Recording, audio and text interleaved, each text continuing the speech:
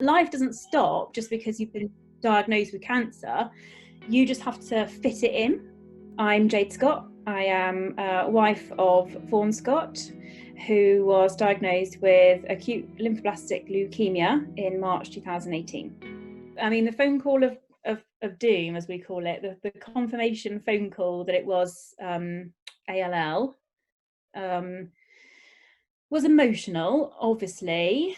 And because I was on my own, I was back at home and the kids were in bed, and my mum had gone and I was all alone, as was he, which was really upsetting for me, because I was more upset that he had to hear the news on his own and process that on his own than I was worrying about anything else. I was more worried that, like, imagine being told you've got cancer and there's nobody there with you, there's nobody there to hold your hand or tell you it's going to be all right, and he had to sleep all the night through by himself. And silly really, because as I say, he was fine.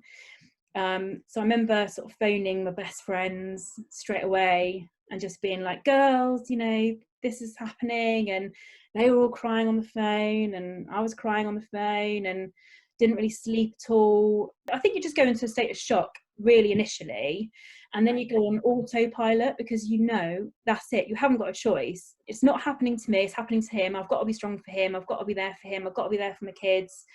And that was that. And obviously had to phone work, which was one of the joys, of having commitments, is you have to dissolve them. I had to phone work really quickly and say, strike me off, I'm out, I've got to sort this out, I don't know how bad it is, etc., etc. Obviously they were completely understanding, but you go through this sort of process of being practical. So then you're like, right, have I got enough food in the house for the kids? So then I did a food shop the next morning, 8 a.m, getting stuff in for the, so you're sort of, life doesn't stop just because you've been diagnosed with cancer.